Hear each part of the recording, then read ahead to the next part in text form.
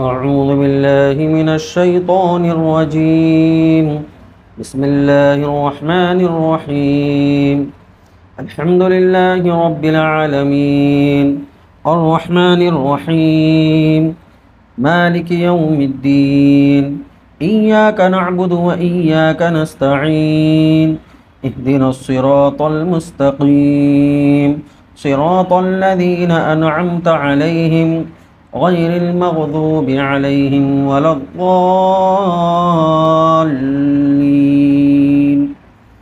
آمين. الحمدللہ یہ ہمارا درس سورۃ الفاتحہ 4 دروس میں اعوذ باللہ من الشیطان الرجیم بسم اللہ الرحمن الرحیم اور الحمدللہ رب العالمین سے لے کر مالک یوم الدین تک کے تفسیر آپ لوگوں کے سامنے آ چکی ہے. اور جو تفاسیر آپ لوگوں کے سامنے پیش کی جا رہی ہے ہماری حیثیت ایک ناقل کی ہے. جو ہمارے اکابرین نے علماء اکرام نے جو تفاسیر کی ہے اسی کے زیر مطالعہ تفسیر آپ لوگوں کے سامنے آ رہی ہے. تو ہم لوگ جو تفسیر کرتے ہیں ہم مدرس تو کہلا سکتے ہیں لیکن مفسر نہیں کہلا سکتے. مفسر نہیں کہلا سکتے کیونکہ ہم جو مفسرین کی جو تفسیر ہے اس کو ہم نقل کرنے والے ہیں. مفسرین نہیں کہلا سکتے، ناقل مفسرین کہلا سکتے ہیں. ایک بات سمجھ میں. تو پہلی آیت الحمدللہ رب العالمین، دوسری آیت الرحمن الرحیم، تیسری آیت مالک یوم الدین. یہ تینوں آیتوں میں اصل جو دونوں پہلی جو 2 آیتیں ہیں ان 2 آیتوں میں اللہ تبارک و تعالیٰ نے بندوں پر یہ ظاہر فرمایا کہ اللہ تبارک و تعالیٰ بندوں پر کس قدر مہربان ہے.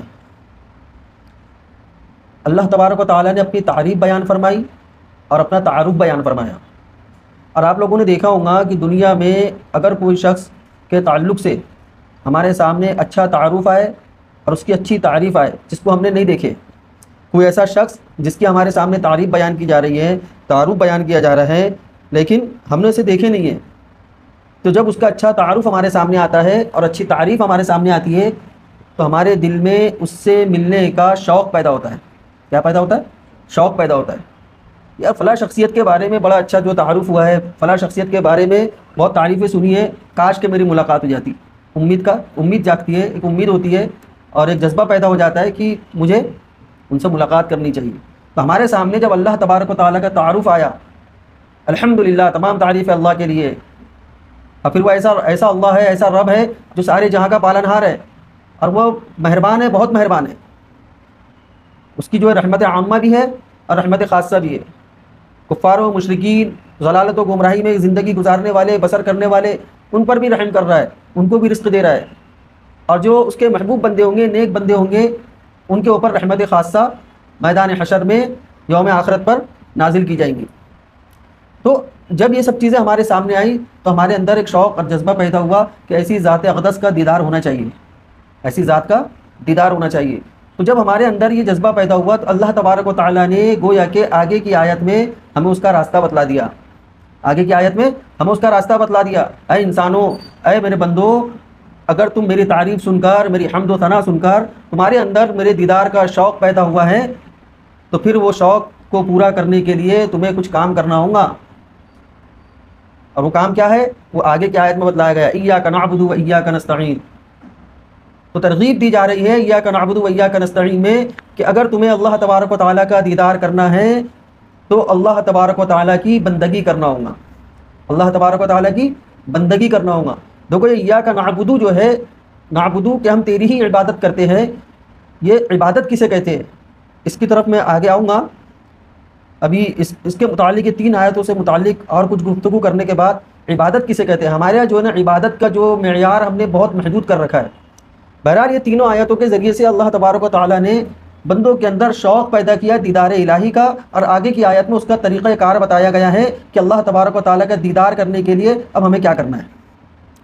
اور دیکھیں پہلی 2 آیتیں الحمدللہ رب العالمین اور الرحمن الرحیم، یہ پہلی 2 آیتوں میں اللہ تبارک و تعالیٰ نے بندوں کو امید دلائی ہے، بندوں کو اپنی رحمت کی امید دلائی ہے. اور تیسری جو آیت ہے مالک یوم الدین، اس میں اللہ تبارک و تعالیٰ نے خوف دلایا ہے، گویا کہ بندوں سے کہا جا رہا ہے کہ اے میرے بندو، اے انسانوں، میں رب العالمین ہوں، میں رحمان ہوں، میں رحیم ہوں، لیکن میری یہ شفقت اور میری مہربانی سے یہ مت سمجھ لینا کہ تم دنیا کے اندر باغی ہو کر زندگی گزارو گے، میری نافرمانی کر کے زندگی گزارو گے، میری وحدانیت کو چھوڑ کر زندگی گزارو گے، تب بھی میری شفقت کا، میری محبت کا، میری رحمت کا اسی طریقے سے تم مظاہرہ کرتے رہو گے۔ ایسا نہیں ہوگا، ایک دن ایسا آئے گا جسے اللہ تبارک و تعالیٰ نے فرمایا مالک یوم الدین، روز جزا کا مالک بھی ہوں، میں رحمان ہوں، رحیم ہوں، رب العالمین ہوں، تو یاد رکھو میں روز جزا کا مالک بھی ہوں۔ روز جزا میں کیا ہوں گا؟ اچھے کاموں کا بدلہ اچھا دیا جائے گا، برے کاموں کا بدلہ برا دیا جائے گا۔ تو مالک یوم الدین کے ذریعے سے خوف دلایا جا رہا ہے۔ اور ایمان کیا ہے؟ الایمان بین الخوف والرجاء، ایمان خوف اور امید کے درمیان ہے، کہ بندے کے اندر اللہ تبارک و تعالیٰ کی رحمت سے امید بھی ہو اور خوف بھی ہو، اپنے اچھے اعمال کرنے پر، نیک اعمال کرنے پر اللہ سے امید رکھے کہ اللہ تبارک و تعالیٰ مجھے اس کا اجر عطا فرمائیں گا، کیونکہ اللہ تبارک و تعالیٰ نے فرما دیا لا تقنطوا من رحمت اللہ، میری رحمت سے نا امید مت ہو۔ بعض لوگ اتنا زیادہ جو خوف زدہ ہوتے ہیں کہ وہ اعمال، اچھے اعمال کیے جاتے ہیں، اچھے اعمال کرتے ہیں، اطاعت و فرما برداری کے ساتھ زندگی گزارتے ہیں، لیکن ان کے اوپر خوف بہت زیادہ غالب ہوتا ہے، ایک نا امیدی والی کیفیت ان کے اوپر سوار ہوتی ہے، اور بار بار شک و شبہ میں پڑے رہتے ہیں کہ اللہ تبارک و تعالیٰ نے میرا یہ عمل قبول کیا ہے یا نہیں کیا ہے۔ تو یہ مناسب بات نہیں ہے۔ مناسب یہ ہے کہ جو نیک اعمال تم نے کیے ہیں، نبی کریم صلی اللہ علیہ وسلم کے طریقے کے مطابق اس کام کو تم نے انجام دیا ہے، تو اس وقت اللہ تبارک و تعالیٰ سے امید رکھنا ہے کہ اللہ مجھے اس کا اجر عطا فرمائے گا، اور خوف بھی رکھنا ہے کہ ہم روزمرہ کی زندگی میں جتنے بھی کام انجام دے رہے ہیں اس سے جو غلطی سرزد ہو جا رہی ہے، جو کوتاہیاں سرزد ہو جا رہی ہے، تو ہمارے اندر خوف بھی ہونا چاہیے کہ میں یہ کام، جو غلط کام مجھ سے ہو گیا ہے، اللہ تبارک و تعالیٰ کہیں میری پکڑ نہ کر لے۔ تو ایمان خوف اور امید کے درمیان ہے۔ صرف امیدیں باندھ لے انسان اور اللہ سے ڈرے نہ، یہ بھی ٹھیک نہیں ہے، اور صرف خوف ہی خوف اپنے اوپر مسلط کر لے اور امید نہ رکھے، تو یہ بھی قرآن کریم کی اس آیت کے خلاف ہے، لا تقنطوا من رحمت اللہ۔ حضرت عمر فاروق رضی اللہ تعالیٰ عنہ ایک مرتبہ فرمانے لگے کہ اگر منادی کی طرف سے یہ اعلان کر دیا جائے کہ سارے لوگ جہنم میں، صرف ایک شخص جنت میں جائیں گا، تو حضرت عمر فاروق رضی اللہ تعالیٰ عنہ فرمایا کرتے تھے کہ مجھے امید ہے کہ وہ میں ہوں گا۔ اور پھر فرمایا کہ کبھی منادی یہ اعلان کر دے کہ سب لوگ جنت میں جائیں گے اور ایک شخص جہنم میں جائیں گا، تو مجھے خوف ہے کہ وہ ایک شخص میں ہوں گا۔ تو یہ خوف اور امید کے درمیان ایمان ہے۔ تو اللہ تبارک و تعالیٰ نے دونوں آیتوں کے ذریعے سے امید دلائی، اور تیسری آیت میں مالک یوم الدین میں بندوں کو خوف دلایا ہے۔ اب دیکھیں اس میں یہ تینوں آیتوں کے اندر اسلام کے بنیادی عقائد کی طرف بھی اشارہ کیا گیا ہے۔ اس کی طرف اشارہ کیا گیا ہے، اسلام کے بنیادی عقائد کی طرف۔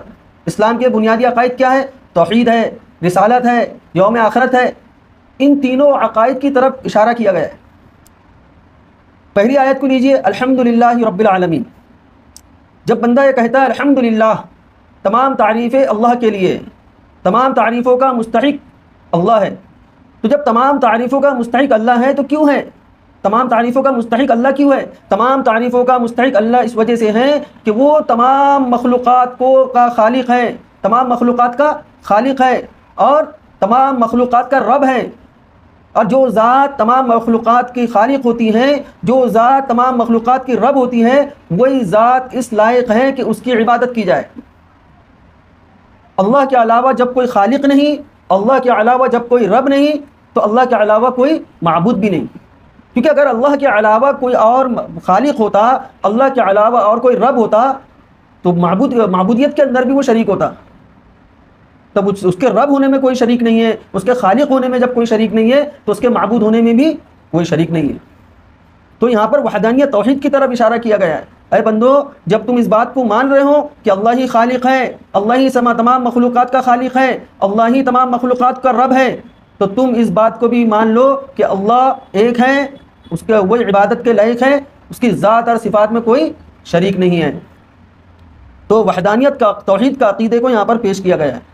اب پھر دیکھیں اللہ تبارک و تعالیٰ نے توحید کی طرف اشارہ کر دیا، لیکن توحید کے اندر کون کون سی چیزیں داخل ہیں؟ توحید پر استقامت کے ساتھ رہنے کے لیے، توحید پر استقامت پر رہنے کے لیے، اور توحید کو قبول کرنے کے بعد ہمارے اوپر کیا ذمہ داری عائد ہوتی ہیں اس کو بھی بجا لانا ضروری ہے۔ صرف یہ نہیں ہے کہ انسان نے توحید کا اقرار کر لیا، لا الہ الا اللہ کہہ لیا، اب اس کے اوپر کوئی ذمہ داری عائد نہیں ہوتی، اس کے اوپر ذمہ داریاں عائد ہوتی ہے۔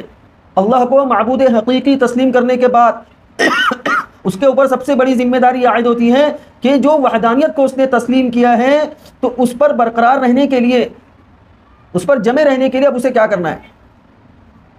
اور یہ توحید یہ اتنی اہم چیز ہے کہ انسان اس کی حقیقت کو مکمل طور پر خود سے نہیں سمجھ سکتا، اور یہ اللہ تبارک و تعالیٰ کی شان کا تقاضا بھی یہی تھا کہ اللہ تبارک و تعالیٰ جب کوئی بندے کے اوپر کوئی چیز ذمہ داری کے طور پر ڈال رہے ہیں تو وہ ذمہ داری کو پورا کرنے کا طریقہ کار کیا ہونا چاہیے، وہ طریقہ کار سمجھانے کے لیے اللہ تبارک و تعالیٰ کوئی رہبر بھیجے۔ یہ اللہ تبارک و تعالیٰ کی صفت رحمت کا تقاضا ہے۔ تو الرحمن الرحیم، اللہ تبارک و تعالیٰ بہت نہایت مہربان ہے، بہت مہربان ہے، بہت رحم کرنے والا ہے۔ تو اس الرحمن الرحیم کے ذریعے سے اللہ تبارک و تعالیٰ نے یہاں پر رسالت کی طرف اشارہ کیا ہے کہ میں اتنا مہربان اور اتنا رحم کرنے والا ہوں کہ جب تم کو توحید کی دعوت تمہارے سامنے پیش کر دی تو توحید پر قائم رہنے کا طریقہ کار کو سمجھنے کے لیے، توحید کے بعد تمہارے اوپر کیا ذمہ داریاں عائد ہوتی ہیں اس کو سمجھنے کے لیے میں نے تمہارے ساتھ رحم کا معاملہ کیا اور انبیاء اکرام علیہم الصلاۃ والسلام کے سلسلے کو جاری کیا۔ اور دیکھیں قرآن کریم میں بھی بعض مقامات پر لفظ رحمت کو رسالت سے تعبیر کیا گیا ہے، جیسے کہ سورہ صاد کی آیت ہے، جب انبیاء اکرام علیہم الصلاۃ والسلام اپنی رسالت کا اعلان کرتے تھے، رسول اللہ صلی اللہ علیہ وسلم نے بھی رسالت کا اعلان کیا، آپ کے پہلے جو انبیاء اکرام علیہم الصلاۃ والسلام آئے، رسول آئے، انہوں نے اپنی رسالت کا اعلان کیا تو کفار و مشرکین اور ان کے مخالفین کہا کرتے تھے کہ کیا اللہ نے تم کو ہی رسول بنا کر بھیجا ہے؟ اللہ کو اور کوئی نہیں ملا تھا؟ ہم میں اتنے مالدار لوگ ہیں، اتنے جو عزت دار لوگ ہیں، خاندانی لوگ ہیں، قوم کے سردار ہیں، ہم میں سے کسی کو رسول بنا کر کیوں نہیں بھیجا؟ سورہ صاد میں ہے انزل علیہ الذکر من بیننا، یہ جو تقسیم ہوئی ہے انزل علیہ الذکر من بیننا، ہمارے درمیان اس ذکر کی اور اس رسالت کی جو تقسیم کیوں نہیں ہوئی، کیوں نازل نہیں کی گئی؟ یہ قرآن کریم کی آیتوں کا نزول یہ ہمارے درمیان کیوں نہیں ہوا؟ یہ تقسیم ہمارے درمیان کیوں نہیں ہوئی؟ ہمارے پاس قوم کے سردار ہیں، بڑے بڑے لوگ ہیں، عہدیدار ہیں، تمہاری پاس یہ وحی کیوں آ رہی ہے؟ تو اللہ تبارک و تعالیٰ نے اس کا جو جواب ارشاد فرمایا ہے، ام عندهم خزائن رحمت ربی، کیا ان کے پاس اللہ کی رحمت کے خزانے ہیں؟ کیا ان کے پاس اللہ کی رحمت کے خزانے ہیں؟ تو یہاں پر لفظ رحمت مفسرین فرماتے ہیں یہاں لفظ رحمت سے مراد رسالت ہے۔ رسالت کی جو تقسیم ہے وہ اللہ تبارک و تعالیٰ کرنے والے، تو اللہ تبارک و تعالیٰ ان سے فرما رہے کیا رسالت کی تقسیم کا حق اب ان کے پاس ہو گیا، یہ جس کو چاہے رسول بنائے؟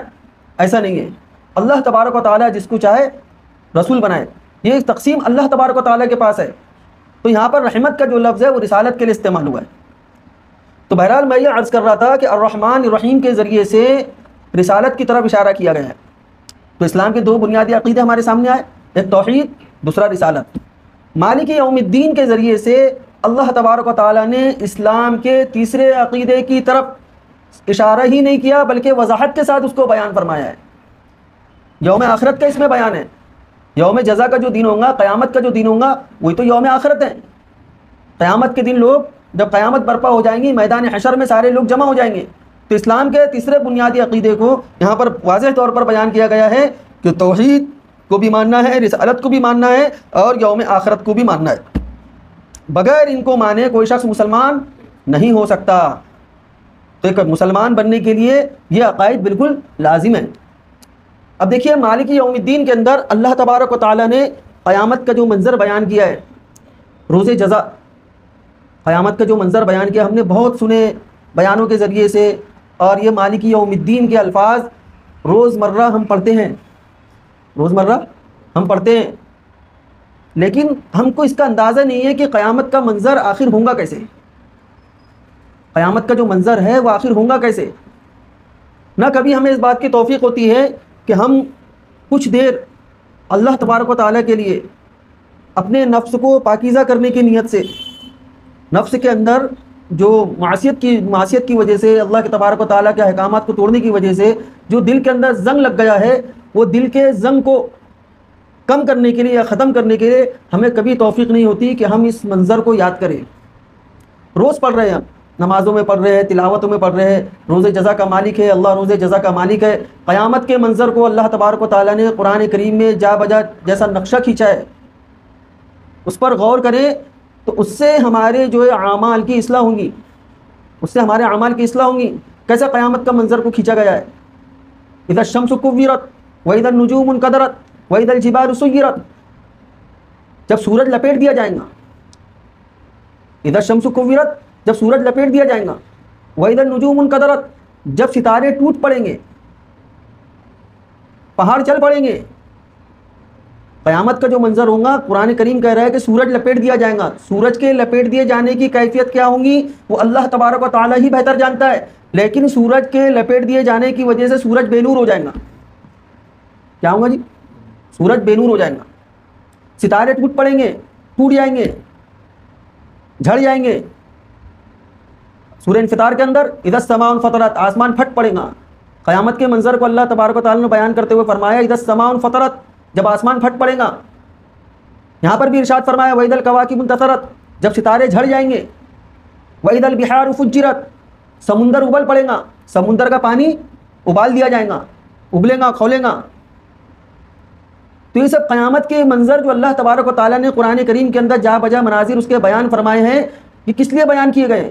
یہ اس لیے بیان کیے گئے ہیں تاکہ ہم اور آپ، میں خود بھی، آپ لوگ بھی ان مناظر کو یاد کر کے جو زندگیاں ہماری غفلت میں گزری ہے، اللہ تبارک و تعالیٰ کی نافرمانی میں گزری ہے، اللہ تبارک و تعالیٰ کے احکامات کو توڑتے ہوئے گزری ہے، اپنے مقصد حیات کو فراموش کرتے ہوئے گزری ہے، اس کا محاسبہ کر کے اپنے پچھلے گناہوں سے توبہ استغفار کرتے ہوئے ہم راہ راست پر زندگی گزارنے والے بن جائیں۔ گویا کہ اللہ تبارک و تعالیٰ نے آگے جو ہم آیت کے ذریعے سے، آگے کی آیتوں کے ذریعے سے اللہ تبارک و تعالیٰ سے ہدایت طلب کر رہے ہیں، اہدنا الصراط المستقیم، بتا ہم کو سیدھا راستہ، تو وہ سیدھے راستے کی طرف اشارہ پہلے کر دیا جا رہا ہے کہ اللہ کی صفت ربوبیت کو یاد کرو، صفت رحمانیت کو یاد کرو، اس بات کو یاد کرو کہ وہ مالک یوم الدین ہے۔ جب اس بات کا استحضار کرتے رہو گے تو تب جا کر جو تم کو ہدایت کا راستہ ملے گا۔ اب یہ سوچنا مجھے ہے اور آپ کو ہے کہ ہم یہ قیامت کے مناظر کو سن سن کر کیا سبق لے رہے ہیں۔ وہ منظر ایسا منظر ہوگا، قبروں سے مردے زندہ ہو کر ننگے پاؤں، ننگے بدن اور غیر مختون اللہ تبارک و تعالیٰ کیا جمع ہوں گے۔ آج ہمارے جسم پر کپڑا موجود ہے، لباس موجود ہے، لیکن وہ منظر ایسا منظر ہوگا کہ بے لباس ہوں گا، ننگے پاؤں ہوں گا، غیر مختون ہوں گا۔ حضرت ابن عباس رضی اللہ تعالیٰ عنہ نے فرمایا کہ رسول اللہ صلی اللہ علیہ وسلم ایک مرتبہ ممبر پر تشریف فرما ہوئے اور خطبہ دیتے ہوئے ارشاد فرمایا کہ میدان حشر میں لوگ ننگے پاؤں، ننگے بدن اور غیر مختون جمع ہوں گے۔ امی عائشہ صدیقہ رضی اللہ تعالیٰ عنہ نے بھی جب رسول اللہ صلی اللہ علیہ وسلم سے یہی بات سنی تو امی عائشہ صدیقہ رضی اللہ تعالیٰ عنہ نے عرض کیا یا رسول اللہ، اس وقت مردیں اور عورتیں سب اکٹھا ہوں گی۔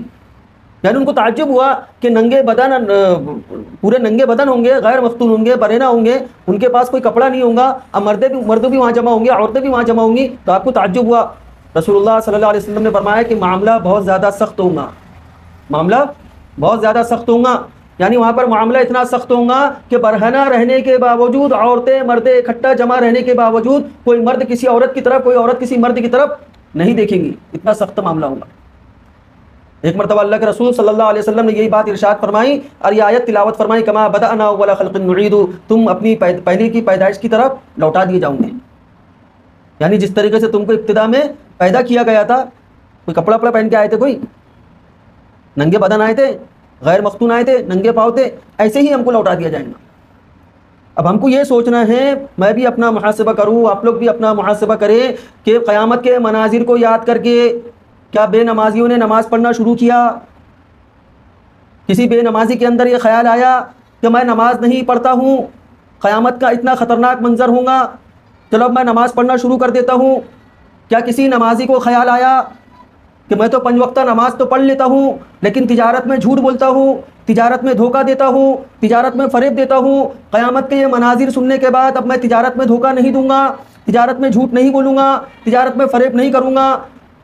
کیا کسی نمازی اور نام نہاد دیندار جو 5 وقتہ نمازی تو ہے، لباس اس کا سنتوں کے مطابق ہے، تسبیحات کا اہتمام کر رہا ہے لیکن گھر میں بیوی کے ساتھ بدسلوکی کر رہا ہے، ماں کے ساتھ بدسلوکی کر رہا ہے، باپ کے ساتھ بدسلوکی کر رہا ہے، کبھی اس بات کا خیال کسی نمازی یا دیندار، نام نہاد دیندار کو اس بات کا خیال آیا کہ میرا نماز پڑھ لینا دیندار ہونے کے لیے کافی نہیں ہے، لباسوں کو سنتوں کے مطابق کر لینا، لیکن گھریلو معاملات کو بد سے بدتر کر لینا، پڑوسیوں کے ساتھ بدسلوکی کرنا، یہ میرے دیندار ہونے کے لیے صرف نماز کافی نہیں ہے؟ کیا قیامت کے منظر کو کسی نے سوچتے ہوئے اپنے ان اعمال کی اصلاح کی؟ حافظ صاحب، مولانا صاحب، مفتی صاحب ممبروں پہ بیٹھ کے، یہاں پر بیٹھ کے آن لائن آف لائن لچھے دار تقریریں کر رہے ہیں، قیامت کے منظروں سے ڈرا رہے ہیں، لیکن خود کتنا ڈر رہے ہیں اس کا محاسبہ کیے؟ ضرورت ہے اس بات کی۔ ہمارے پڑوس میں غیر مسلم بھائی رہتا ہے، اسلام نے غیر مسلموں کے حقوق بتلائے ہیں کہ غیر مسلموں کے بھی حقوق ہے، ان کے ساتھ بھی حسن سلوک کا معاملہ کرنا ہے۔ کہ ہم نے قیامت کے منظر کو یاد کر کے غیر مسلم بھائیوں کے ساتھ حسن سلوک کرنا شروع کیا؟ اگر نہیں کیا ہے اور یہ سوچ رہا ہے کوئی نمازی بے نمازی یہ سوچ رہا ہے میں صرف کلمہ پڑھنے سے، لا الہ الا اللہ کہنے سے کامیاب ہو چکا ہوں، تو یہ غلط فہمی ہے۔ کوئی نمازی ہے، لباس سنت کے مطابق ہے، داڑھی رکھا ہوا ہے، تسبیحات کا اہتمام کر رہا ہے، لیکن دوسرے جو معاملات ہیں دین کے اس کو فراموش کر کے وہ یہ سوچ رہا ہے کہ میں کامیاب ہوں، یہ اس کی بہت بڑی غلط فہمی ہے۔ اسی بات کو ایاک نعبد و ایاک نستعین، ایاک نعبد کے لفظ سے اللہ تبارک و تعالیٰ نے بندوں کو یہ باتیں سمجھائی ہے۔ نعبدو کا مفہوم جتنا زیادہ وسیع ہے اس کو ہم نے اتنا شارٹ کٹ کر کے رکھا ہے، چند چیزوں کا نام بندگی رکھا ہے اور باقی جتنی بھی چیزیں اس کو ہم نے بندگی سے خارج کر دیا ہے۔ اس پر انشاءاللہ اگلے درس میں بات ہوں گی۔ اللہ تعالیٰ سے دعا ہے کہ اللہ تعالیٰ سب سے پہلے مجھے عمل کرنے کی توفیق عطا فرمائے، آپ لوگوں کو بھی عمل کرنے کی توفیق عطا فرمائے۔ وآخر دعوانا الحمد للہ رب العالمین۔